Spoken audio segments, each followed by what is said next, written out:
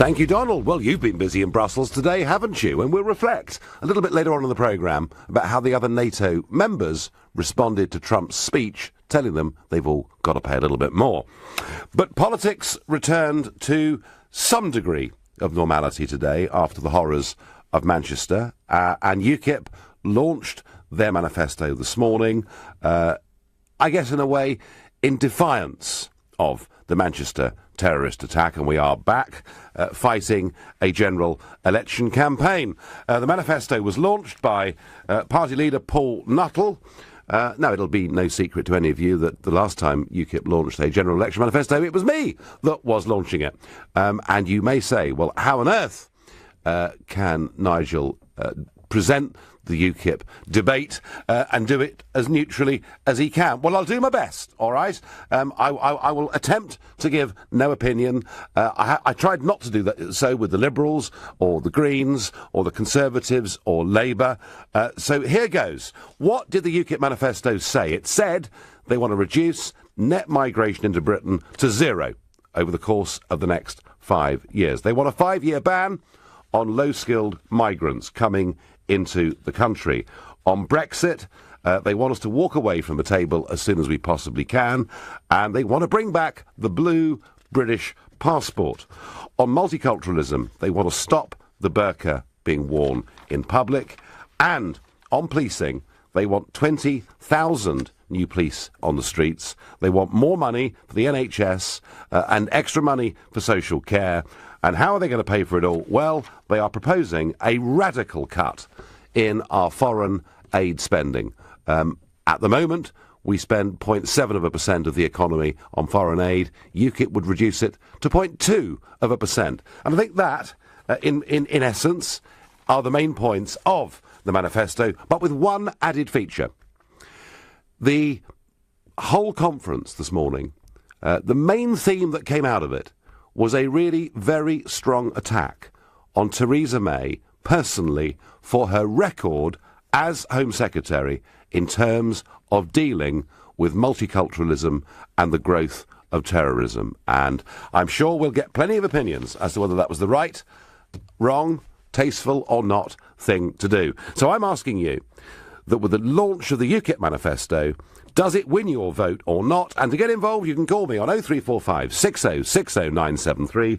You can text through your view to 84850. You, of course, can tweet using the hashtag Farage and LBC as LBC. And you can watch us live on LBC's Facebook page right now. And I'm going to Jonathan in Malton Sub-Hampton, which is down in deepest Somerset. Good evening, Jonathan. Hello, Nigel. Thanks for taking the call. Not a bit. So what did you think of the UKIP manifesto? I like what I see, and I saw it the launch this morning.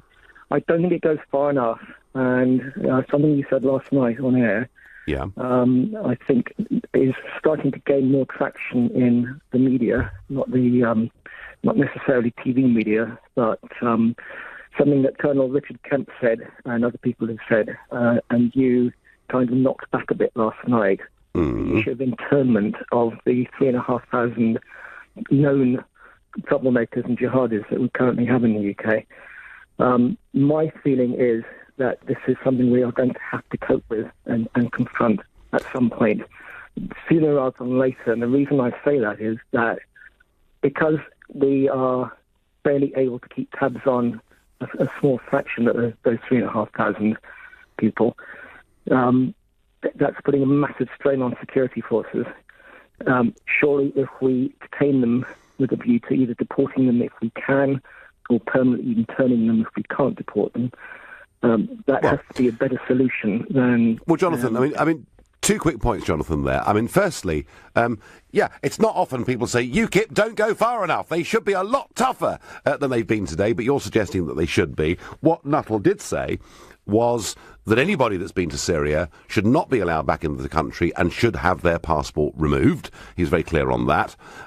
Second point, OK, there are nearly 3,500 people on this suspected terrorist list, but as we also learn, this Abedi creature who committed that atrocity, he wasn't part of the 3,500, but he was known to the authorities to be linked to bad people. So you're probably but if you listen to some of the experts, Jonathan, you're probably talking somewhere between 7,000 and 10,000 people that you would need to intern. Are you happy to go down that route?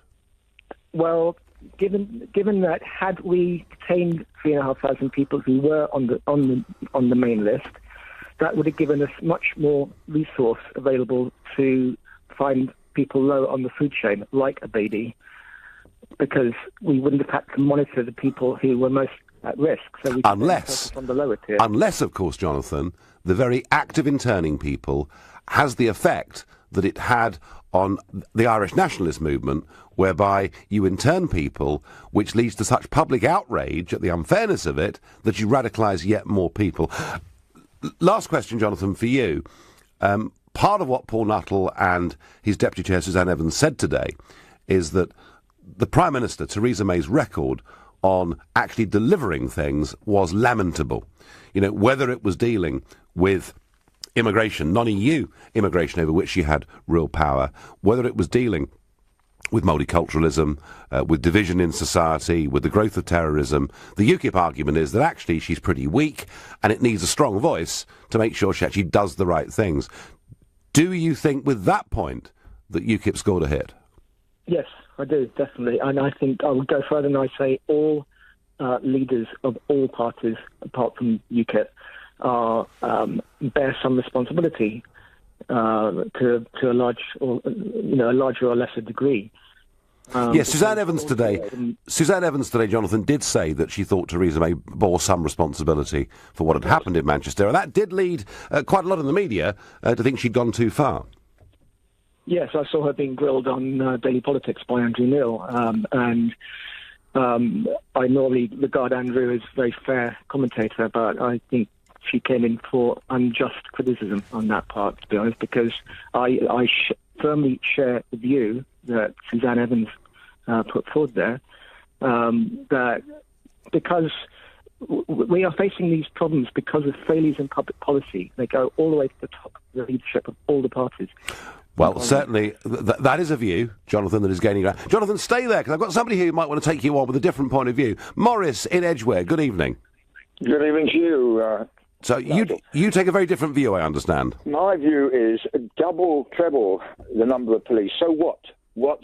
How would that have stopped the terrorists doing what he did? Jonathan, Jonathan, respond to Morris. Morris says, even if you have more police, how would that have stopped the attack? I wouldn't necessarily disagree with Morris, to be honest. It's not so much a question of resource, but how the resource is used. And it goes back to the internment issue. If you remove the highest people in the terrorist food chain from the public sphere, so to speak, then you can focus lower down the food chain. In terms of resources, yeah. So, Morris, there's the answer. Morris, the answer is... Can I make another comment? Please. All that time ago when Hamza was spouting his vile language in Finsbury Park, yep. Why was he allowed to carry on like that? In the end, he was got rid of to the States. He could have been got rid of the moment he started. If you and I went out on the street, you and I went out on the street and started spouting like that, we'd be locked up. Well, Morris, you're absolutely... All the mamby-pambying, we can't do this, we can't do that. If there was an epidemic, health epidemic, they'd start doing something about it. So the same thing here. This has got to stop, this nonsense, allowing all these people to do what... It's all right to hear about human rights. What about humane rights? No, you make the point, and very strongly. And in fact, when it came to deporting Hamza and people like this, it took up to 10 years to get rid of these people from our shores. And why? Well, because of the European Convention on Human Rights, which the Prime Minister, who says they're going to get tough on terrorism, has decided we're going to stay part of until 2025. Jonathan from Somerset, thank you. Morris, did you feel, I mean, you obviously feel very strongly on this issue, did you think UKIP got this right or wrong today in terms of their approach? Well, they feel they've got to do something. Mm-hmm. I don't know where they're getting advice from, because as far as I'm concerned, many people, including you, Nigel, many people in politics don't know the ins and outs. They have to get advice from other people and then rubber stamp it later on. Yeah. Did you feel that their criticism of Theresa May was tasteful or was appropriate in the circumstances? It's not appropriate. The only person to blame for anything is the person that perpetrated the evil act, plus the people that taught him. Yeah, well, that's true, but there is also a slight question, Morris, isn't there, that the authorities were informed 5 times that this guy could potentially be a danger, and perhaps, Morris, through lack of resources and personnel, they don't get round to dealing with all of the potential problems. Perhaps. The thing is surely the people behind the scenes, the ones we don't see, they know what's going on. Where's all this advice coming from? Don't do this, don't do that. We can't touch this person, we can't touch that. Why not? Because I think, actually, we've been a bit scared that if we were to act in a certain way, we might get called nasty things by the liberal mainstream media, Morris. I suspect it's to do with cowardice, as much as anything else. Thank you, Morris, from Edgware, for your call. James in Stoke-on-Trent. Good evening, James. Hey, how you doing, mate? You all right? I'm doing all right, yeah. So what did you think of the UKIP manifesto? To be honest, mate, I was going to vote Conservative because I could only support UKIP with you there, but I've completely changed my mind because that manifesto is literally utterly flawless, mate. There's nothing wrong with that at all, is there? It's just pure common sense. OK, and you had... I mean, have you voted UKIP before, or...? No, I mean, to be honest, the only reason why I'm voting Conservative is because I think it'd just be such a catastrophe to have Jeremy Corbyn in charge. So that's the only reason. I just thought a vote for UKIP might be a vote for Labour. Do you see what I mean? So that's the only reason why I was giving it to the Conservatives. Mm-hmm. But this time I just thought, well, I think Conservatives probably are going to win, but I want their opposition to be you. I mean, UKIP. I mean, I would rather UKIP lead the country, but the chances of them actually winning are slim. So I thought, well, seeing that Conservatives are probably going to win anyway, I thought I'd better give my vote to UKIP to try and give them the big voice that they can, yeah. James, you've said it very clearly. Thank you. James thought it was flawless, and he's switching from the Conservatives to UKIP. I'm keen to hear from you. If perhaps you've gone the other way, or you agree with James. The election campaign started again today with the launch of that UKIP manifesto, and I'm asking you whether it wins your vote or not. I'm keen to hear any view on this. Right now, you're listening to The Nigel Farage Show here on LBC. It's 7:15.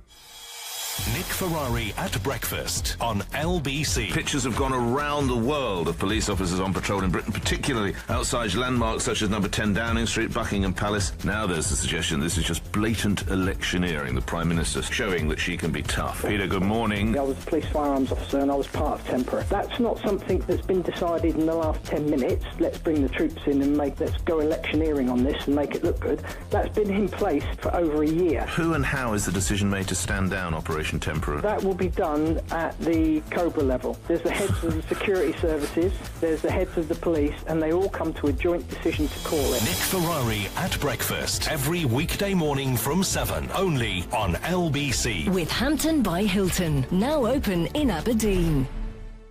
Oh. What's the anxiety this time, Joe? Oh, I think I'm losing it. In the mind? No, losing the sales. I need to record, join and listen to calls. What, to boost the profits? Yes, and take business calls on any device. Ah, I've got the answer. You need to take the Vonage. Yes. Vonage, the perfect phone system for small business. Packed with clever features to make your business better. Keep calm and talk clever with plans from £12 a month. Visit vonage.co.uk. Excludes VAT at 20%. Terms apply. At More Than, we've learned that understanding your pet is tricky. For example,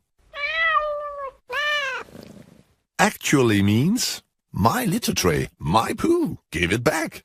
It's even harder to understand them when they're sick. So More Than Pet Insurance comes with VetPhone, a 24/7 free-to-call health advice line. Plus, new customers get 25% off online now. We do more than. Divorce. It threatens the things you've worked hard for in more ways than you can imagine. Your home, savings, pension, and most of all, your relationship with your children. Don't let divorce cost you any more than it has to. Cordell & Cordell is dedicated to helping men in matters relating to divorce. Call now on 0330 60 60 161 or visit cordellcordell.co.uk. Office in central London. A partner men can count on. My thing, minimalism. I like to pretend I'm living in a Scandinavian furniture catalogue.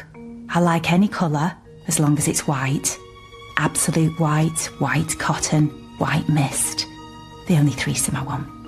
So when I got a red coffee machine for my birthday, it was never going to work. So sadly, it had to go. With millions of buyers ready and waiting, there's no better place to sell your things than eBay. eBay. Find your thing. Westway. There's no other way. Swap and Save from Westway Nissan is here. It's our exclusive event where you can upgrade your old car for one of our fabulous pre-reg Nissans and make list price savings of up to 30%. Hurry! We've Micras from 7,495, Notes from 9,495 and X-Trails from only 17,995. So get swapping, get saving, get down to your nearest Westway. Google Westway Nissan today. Wilbur and I are on a mission with British Gas to help make Britain's homes smarter. We've been all over the country helping install our new smart meters and he's worn out, poor lad. You'll see how much energy you're using in pounds and pence, putting you in control of your energy use. And your smart meters automatically send us your readings, so you'll always have accurate bills. Join the millions already enjoying the benefits. Search British Gas Smart Meters, subject to eligibility. The Nigel Farage Show on LBC. Call 0345 6060 973. Well, Paul Nuttall today launched the UKIP Manifesto, and amongst other things, they want a ban on low-skilled migrants for 5 years coming into this country. They want net migration reduced to zero within 5 years. They want big cuts to the foreign aid budget to give more money to the NHS and social care, and another 20,000 police officers on our streets or busy fighting terrorism. And I'm asking you whether that manifesto wins your vote or not. There is one part of the manifesto that I don't think could ever have come into being if I'd stayed as leader. And it is the section dealing with the 2003 Licensing Act, where UKIP say that the cafe culture that Tony Blair thought he was bringing into the country back in 2003 has led to more drunkenness, has led to more violence, and UKIP would like new legislation which would limit the hours that pubs and bars would be open selling alcohol, and would like fewer alcohol licences, which could mean fewer pubs on our high streets. That wouldn't have happened, would it, with me as leader? Right, I'm going to go to John in Belfast. John, what did you make of the UKIP manifesto? Good evening, how are you? I'm very well. Well, I thought it was pretty good. I'm a first-time voter. This is the first election I'll actually be allowed to vote in. Right. And I'm seriously considering voting for UKIP. But I just think at the moment they're being way too politically correct at the moment. You know, talking about radicalism, extremism, and all of that, instead of addressing the fact that this violence comes from the religion of Islam itself. It's funny, John, you say that, because, the other parties, I heard Emily Thornberry from Labour and others who've been saying about UKIP in the last couple of weeks that actually the policy is disgusting because UKIP want to ban the burqa or the niqab in public, and they want, and this is the controversial bit, they want screening for girls at risk of female genital mutilation. So the mainstream political class, John, think UKIP have gone too far already, but you're saying they should go further. Right, but that's because they're the mainstream political class. They don't reflect the attitudes of, normal Englishmen or normal British people.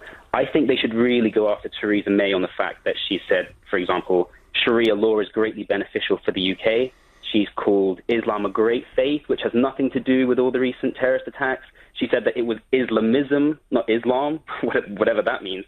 So yeah, I'd probably be willing to vote for UKIP if they propose something like a Trump-style ban on any further immigration of Muslims, because, unfortunately, it is the only solution.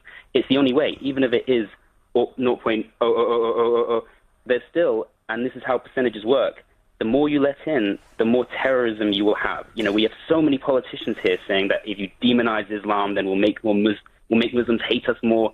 They're just so hypocritical. In one breath, they'll say that terrorism has nothing to do with Islam. In the next breath, they'll say that if you criticize Islam, then we'll be making more terrorists. So, John, I've always tried to draw a distinction myself with political campaigning that actually the vast majority of Muslims living in Britain are not just law-abiding, but they're integrated, and that what we do not need to do is to attack the entire religion, just the strains of it that are causing these problems. But you think there's a more fundamental problem, clearly.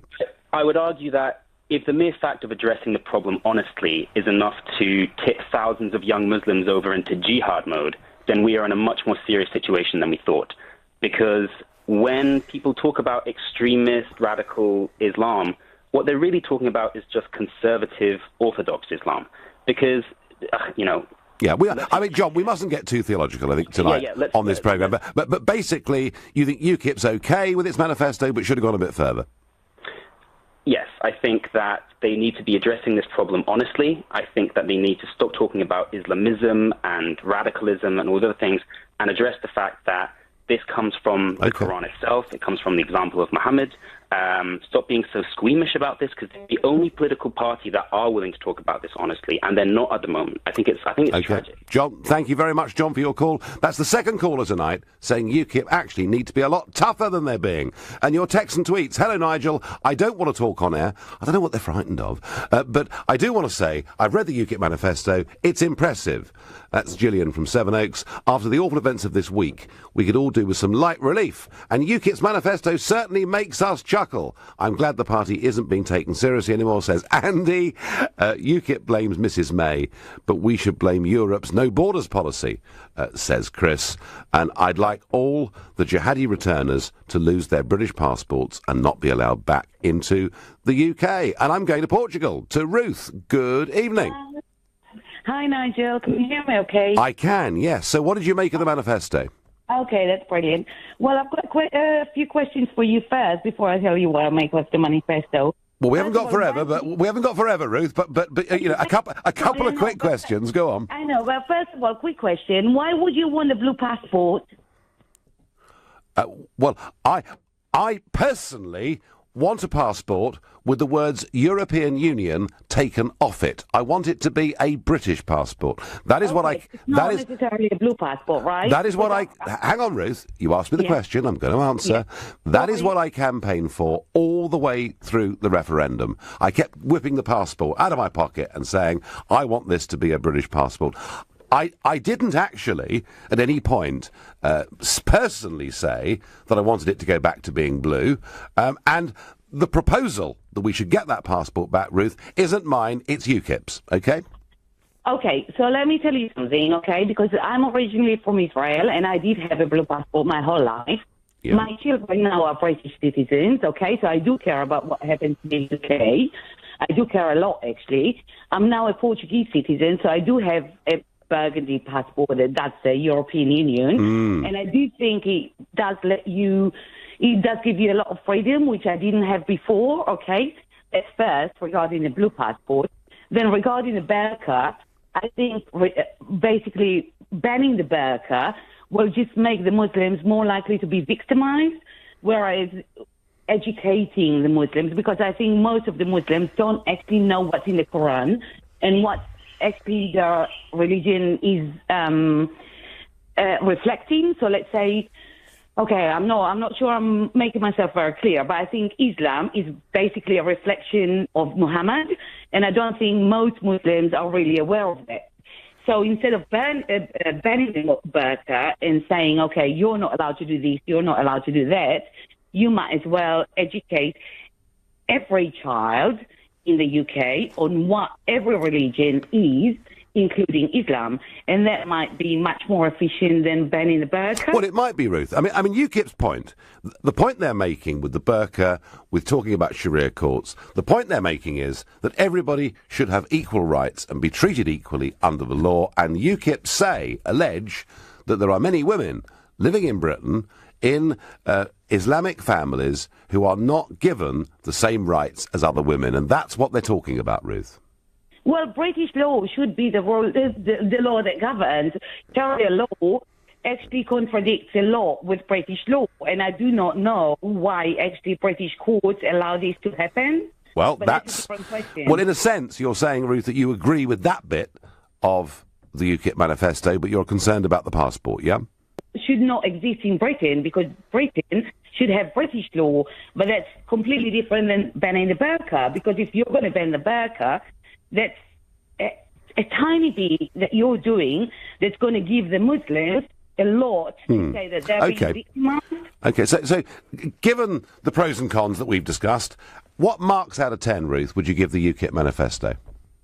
Oh, God, that's a very difficult question. I don't know. The Blue Passport gives it a very big minus, because I think it limits you and it makes a statement that you're isolating yourself from the rest of the world.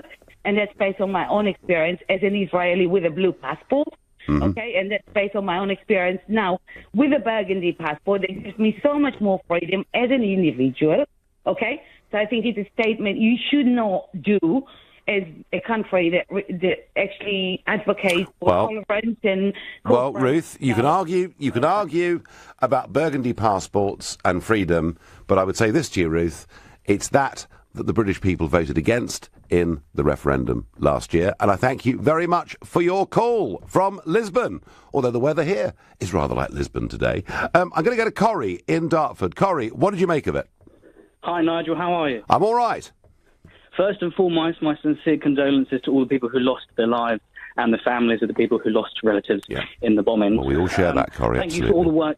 I know, I agree. Thank you for all the work you've done with Brexit and to shine light on specific issues. As somebody who's been only recently into politics, because I'm only 21, I had to look at different manifestos and to choose which type of policies I liked. I think UKIP Manifesto, it basically shone light fundamentally on the NHS. And the 11 billion a year is... Well, what they're talking about saving billions from the foreign aid budget, which they say we could spend on the NHS and social care.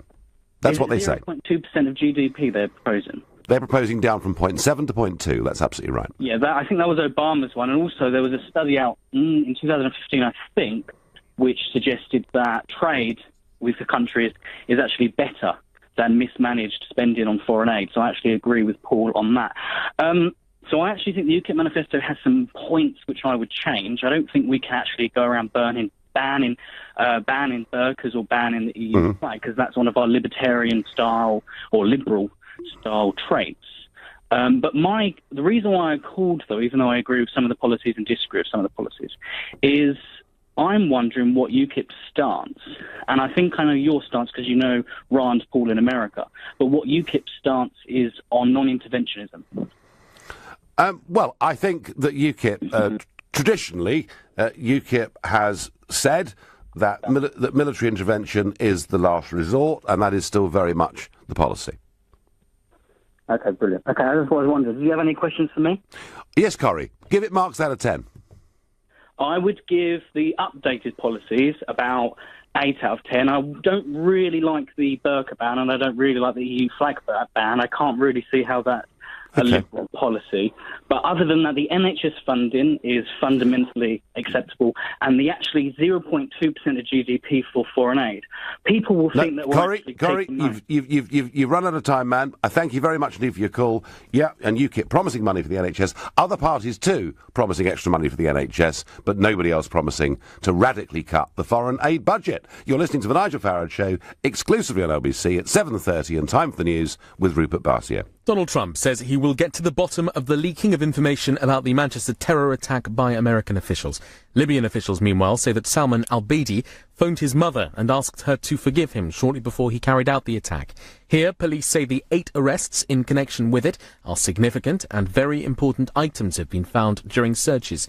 Armed police have started patrolling trains across the UK for the first time, and 3 days after the attack, 5 children are still in a critical condition in hospital. LBC weather. Clear and mild overnight, a low of 12 Celsius. Tomorrow, mostly dry, sunny and hot, a high of 28 degrees.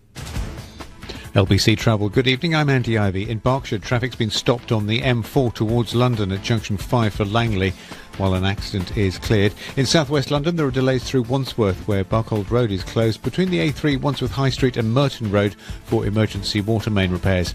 Westminster Bridge has reopened after a police investigation, but it's still slow on all approaches. In Worcestershire, the northbound M42 is slow from junction 2 at Redditch to 3A at the M40 after a serious accident. Travel times around 20 minutes. And in West Yorkshire, it's solid on the westbound M62 between junction 26 Chain Bar and 24 Ainley Top. There's been an accident and a couple of breakdowns on this stretch. On the trains, Manchester Victoria station remains closed, and on London Underground there are severe delays on the Piccadilly line because of a signal failure. For more real-time updates, go to lbc.co.uk. This is LBC. The British Heart Foundation, London to Brighton bike ride. It's for the old-timers and the first-timers, the solo riders and the team players, the confident, the curious, the fast, not the furious, the catch-me-uppers, the get-off-and-pushers, the scenery enjoyers, the photo finishers. On Sunday the 18th of June, it's not a race, it's a lifesaver. It funds our research, so why don't you search London to Brighton bike ride now? Book by Friday for 25% off. Representative 0% APR. Deposit 564252. Optional final payment 10,169.28. Subject to status. Westway. The Westway Swap and Save event is back. Visit Westway and swap yourself into a brand new Nissan Qashqai for just £159 per month and 0% finance. We've many more sensational 0% offers on selected Nissans, including Duke and Pulsar, plus deposit contributions of up to £750. So hurry, swap and save with Westway. Google Westway Nissan today. Take advantage of the long weekend and get your garden ready for barbecue season at John Lewis. We've got great offers in store and online with 20% off selected outdoor furniture and lighting and 20% off selected tableware and glassware. Plus, this weekend, you can earn double points when you spend on your partnership card. So whatever the weather, we've got everything you need at John Lewis. Terms and conditions apply. Partnership card representative 16.9% APR variable. Credit subject to status. You must be over 18 to apply. John Lewis Financial Services Limited. Let's not wait any longer. The Wickes 50% off kitchen unit showroom sale is now on. Plus, there's up to 3 years interest-free credit on qualifying showroom kitchen purchases. Offers end 29th of May. Wickes. Let's do it right. Credit subject to status. 0% APR representative. Deposit required. Conditions and exclusions apply. See wix.co.uk. Wix acts as a credit broker and offers credit provided exclusively by Hitachi Capital UK plc. Each authorised and regulated by the FCA. BT's biggest ever SIM sale is now on, with huge discounts for everyone and even bigger savings if you've got BT broadband at home. Whether you use a little or a lot of data, we've got a SIM for you, with savings of up to £108 a year. Plus, join online and you'll also get a free Amazon gift card worth up to £90. But hurry, BT's biggest ever SIM sale ends 1st of June, so visit bt.com/SIM only now. UK calls, text and data. Savings include £5 monthly discount for BT broadband homes. Excludes business. Compatible phone required, mainly in unlocking. Terms apply. The Nigel Farage Show on LBC. Call 0345 6060973. General election campaigning resumed today with UKIP launching their manifesto. But the other thing that tickled me today is Donald Trump has been in Brussels today. Now, not the sort of city where you'd think he'd necessarily get the best of responses. And he went to the NATO headquarters, brand new NATO headquarters, big shiny building that's cost about €1 billion to build, and he gave a speech. He said that only 5 of the 28 NATO members were actually paying the membership fee the club demands, which is that people spend 2% of their economy on defence. And you can see that speech. It's there on LBC's website. But what is delicious are the faces of the other leaders as Trump is saying it's not good enough and basically you owe us massive amounts of money. If you want to laugh, have a look. Trump was not holding back in Brussels today. And I have to say, I 100% agree with him.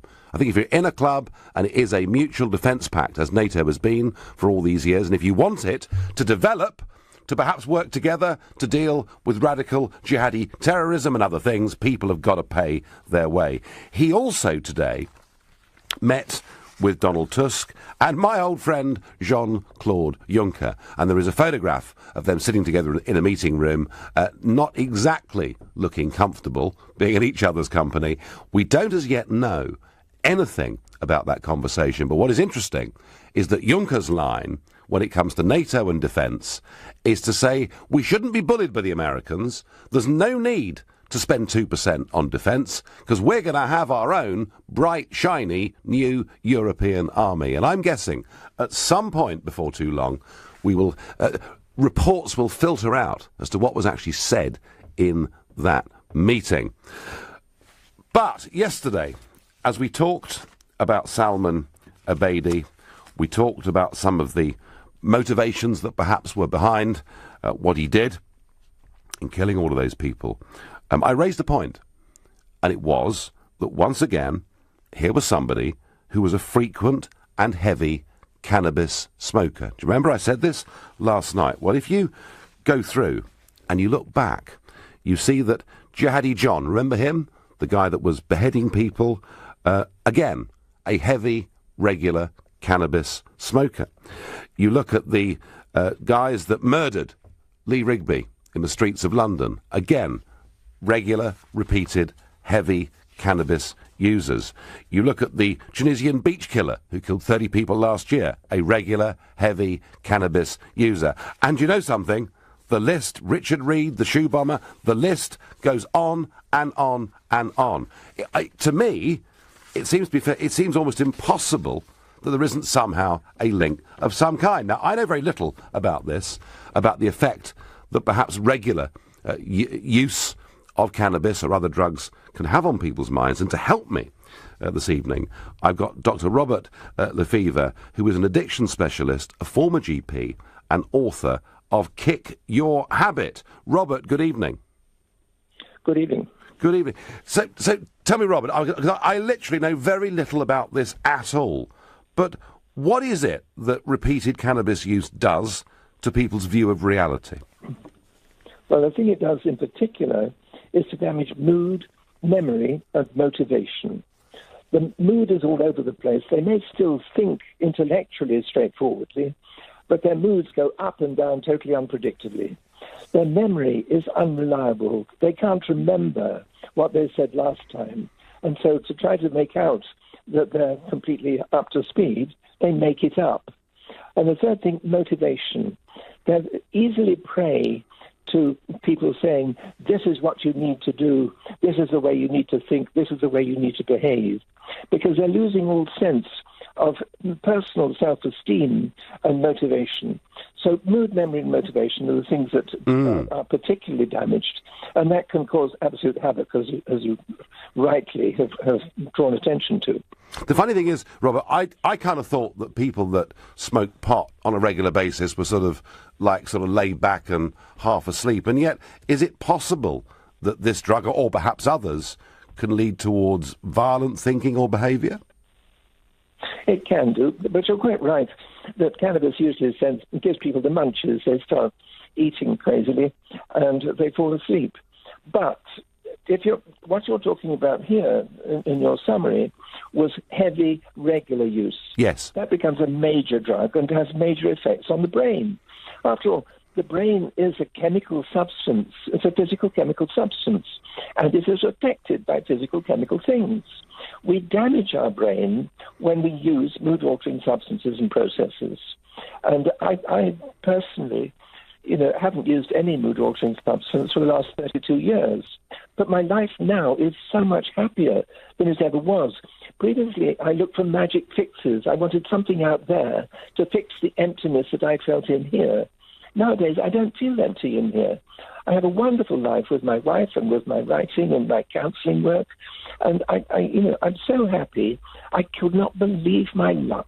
Well, there's an awful lot of people out there. A lot of people out there, Robert, who it seems are being, regardless whether it links directly to terrorism, but whose lives are being wrecked by this stuff. What are, for concerned parents, perhaps listening to this show, what are the signs that people should look for in terms of drug misuse? In cannabis, it damages mood, memory, and motivation. Yep. People do not achieve in the way they did before. They change their friends. They change their activities. With cocaine, you get a paranoia. You think you're being followed and threatened all the time. With acid, you think you've got supernatural power. This is why people taking LSD believe sometimes that they can fly and they jump off high buildings and actually kill themselves. With speed, amphetamines, it speeds you up. And they start talking capital, and it doesn't make any sense. So those are the things that are specific to those drugs. But with all drugs, they cause poor judgment. As I say, intellectually they may still be okay, but their feelings are all over the place. They see enemies as friends and friends as enemies. The people who are giving you the drugs are the greatest friends ever, and the people trying to help you to get off them are your greatest enemies. And so what happens is that you change your values and change your relationships, and you need help from other people who've been there and understand it from inside. And that's what I try to do, because my previous addiction, made me a crazy man. But I'm not now. You sound incredibly. In fact, you sound laid back beyond belief and very happy with your life. Robert, thank you very much for giving us that brief. I really do appreciate it. Interesting, isn't it, what he said about how you sort of divide the world up, and your friends become your enemies, and your enemies become your friends. I can't put any more science, folks, into it, but there does seem to be some very, very strong link between these young men who smoke a lot of cannabis and then get involved in terrorism. I know what the word for them is. Trump used it the other day, didn't he? Losers. Right, we're back to UKIP. The manifesto launch, some big ideas and some strong criticism, very strong criticism of the Prime Minister Theresa May's record as Home Secretary, which some thought was distasteful. The idea that she bore some responsibility for Manchester. Many in the journalistic class thought UKIP had gone too far. On Facebook, Keith says to me, as much as I'd like them, UKIP can't win this time round. Russell says, UKIP's job is to remind the people that there are millions that wanted Britain back. Colette says, don't get into the game of making excuses for these terrorists. I wasn't aware that I did. And I get on Twitter, P.S. I will vote Labour, the best option in a bad bunch. Well, fine. But it's UKIP we're talking about. And we're going to the Rhondda, to Ian. Ian, good evening. Good evening, Nigel. What did you make of the UKIP manifesto? Dangerous, reactionary, divisive. People should be very fearful, I think, of what UKIP is saying at the moment. What, Ian, we've had callers on tonight saying UKIP doesn't go far enough, and you're saying it goes way too far. Can you just sort of pick out one thing from that UKIP manifesto launch today that you think is actually dangerous? Well, I think the whole pitch of UKIP is to scapegoat minorities, and in this occasion, UKIP is scapegoating Muslims. Is it? And I just think that is unhelpful. Okay. When you say banning the burqa, for example. Yeah, well, that's very mainstream now, Ian, isn't it? I mean, the French have done it, and the Belgians have done it, and there are other European countries on the verge of doing it. I mean, this is a very mainstream thing now. Well, it doesn't seem to have helped the French in terms of attacks. It doesn't seem to have helped the Belgians. We've got to, if we're going to stop terrorism, we need to look at the root cause of the problem. Yes, and Ian, UKIP would argue that one of the whole points of their manifesto today and their campaign over the last few weeks is that they have an integration agenda. As opposed to state-sponsored multiculturalism, which has divided societies, they want to bring people together so that we all live under the same law.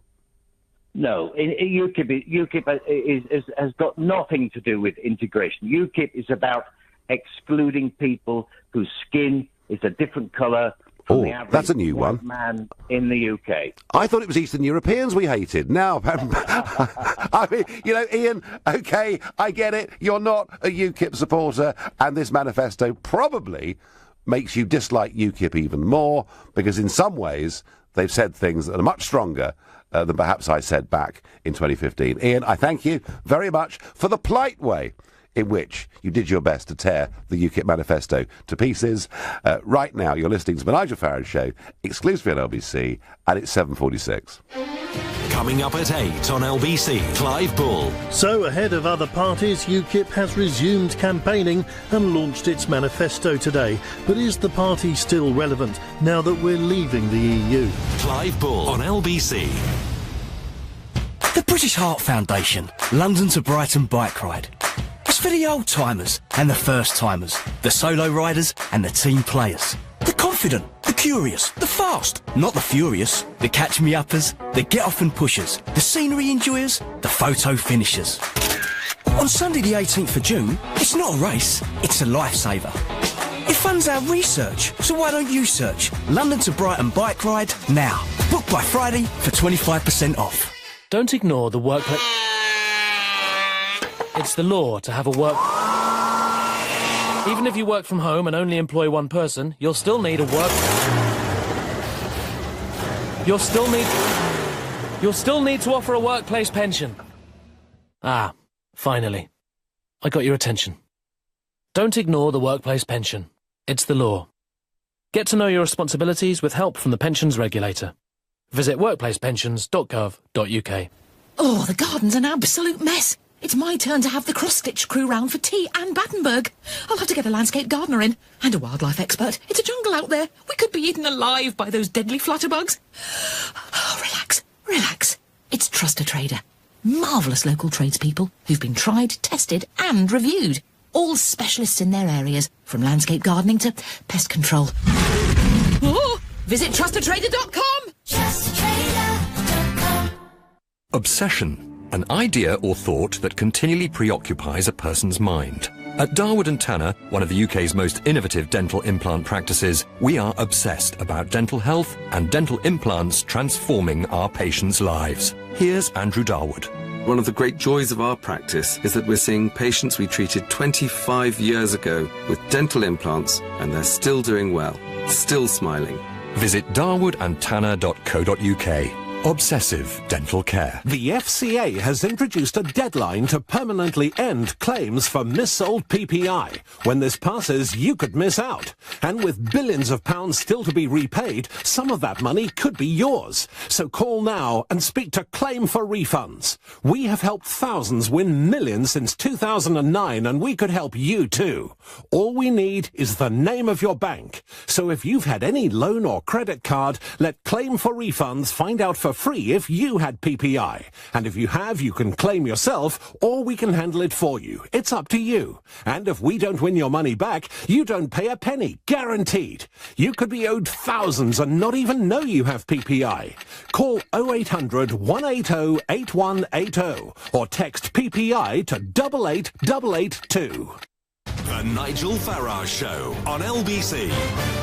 It's UKIP launching their manifesto today, resuming the general election campaign. Just to remind you, I'm not here to campaign for the party. I'm here to invite your view on what you think of that manifesto and whether it makes you more or less likely to vote for them. Exactly the same as I did with the Conservatives, Labour, Lib Dem and Green manifesto launches. Paul in Lewisham, what did you make of that manifesto launch?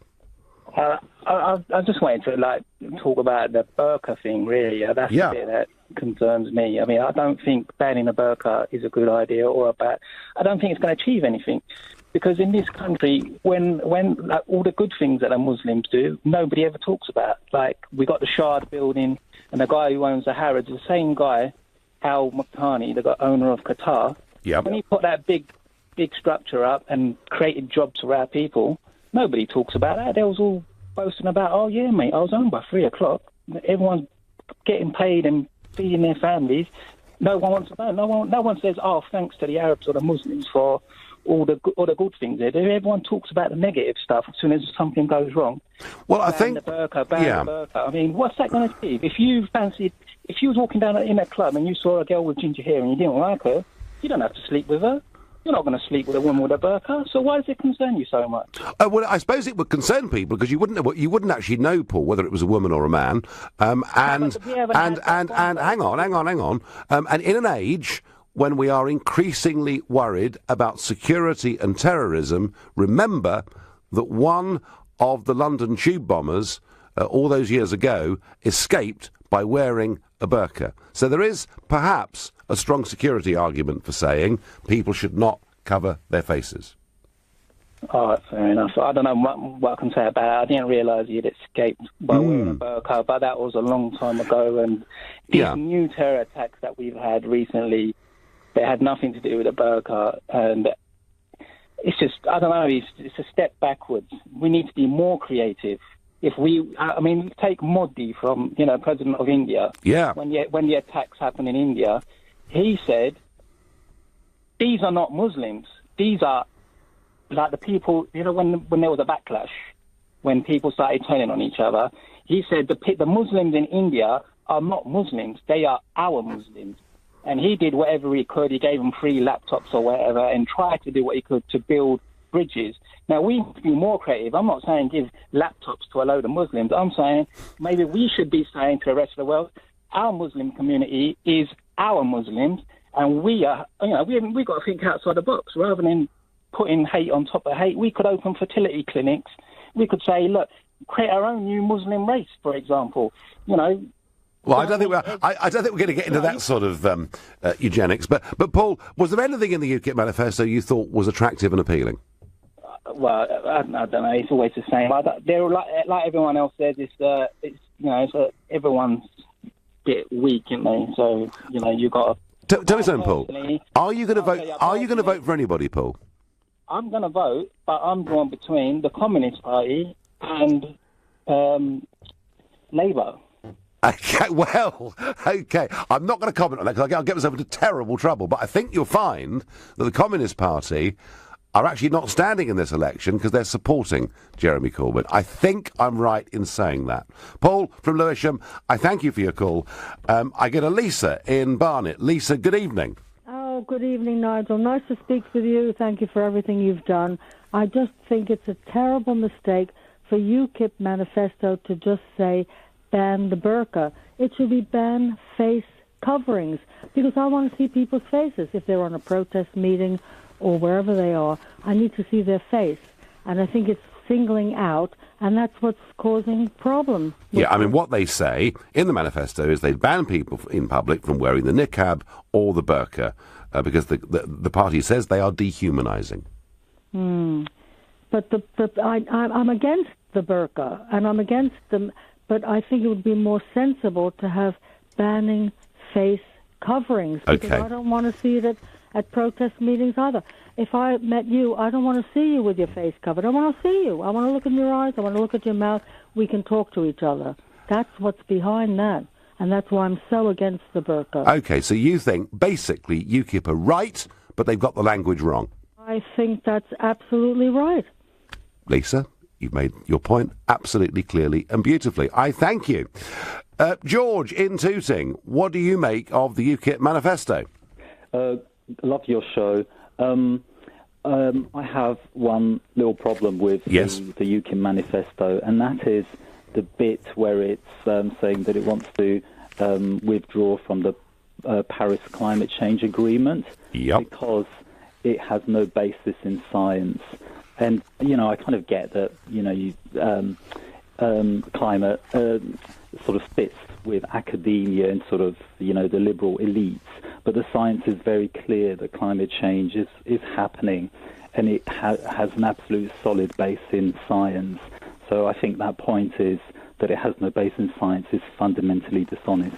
I think that one of the arguments here, George, is that UKIP are saying that they would remove VAT from domestic energy bills and they would scrap green levies, which, doing those things, would save people, the average household, about £170 a year. And I think the argument is that, is it climate change? Is it global warming? I mean, UKIP is very sceptical about all of this, and you clearly have a problem with that. I completely understand that, but to actually say that it has no basis in science when the body of evidence is so overwhelming is dishonest.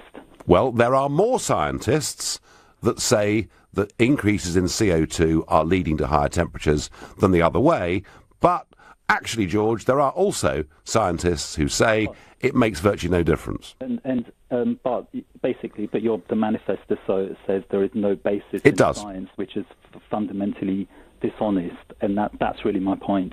OK, George, no, you've made your point. Thank you very much indeed. And my last call of the evening is going to be Mike in Norwich. Mike, good evening.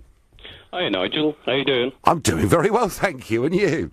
Yeah, not too bad, not too bad. I would say I'll try and get through this as best as I can because I'm a little nervous, Oh, don't be nervous. Just spit it out, man. Spit it out. Tell me what you think. Go on. I agree with most of it. Yep. I'd probably give it 9 out of 10. Yep. I would say my partner and I have voted for our local UKIP candidate already, Dave Morland. Well, I can't go into constituencies or anything like that. That's fine. I don't agree with abolishing the House of Lords. I think it needs serious reform. I think the numbers need to fall. And I think they could scrap the £300 per day allowance. I mean, really, does Alan Sugar need £300 a day? Yeah, fine. Well, UKIP are radical on that. They now want to get rid of the House of Lords. What was the best bit of the manifesto, Mike? The best bit? I mean, I actually joined because of the education policies in 2015. I mean, I graduated in teaching in 2008. And at the end of the day, a teacher's there to teach.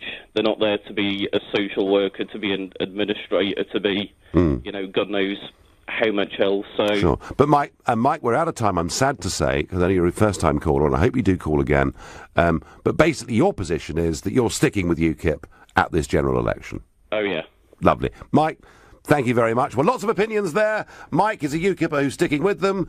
We had one person who was going to vote Tory, like what Nuttall had to say, is going to vote UKIP.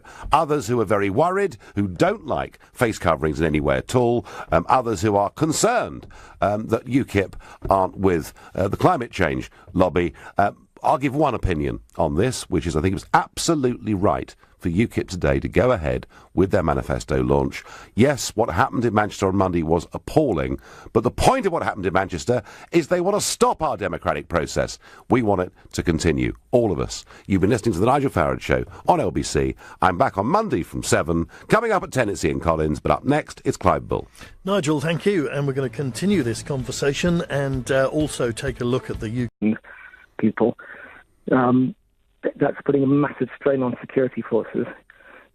Surely if we detain them with a view to either deporting them if we can or permanently interning them if we can't deport them, that has to be a better solution than... Well, Jonathan, I mean, 2 quick points, Jonathan, there. I mean, firstly, it's not often people say, UKIP don't go far enough. They should be a lot tougher than they've been today, but you're suggesting that they should be. What Nuttall did say was that anybody that's been to Syria should not be allowed back into the country and should have their passport removed. He was very clear on that.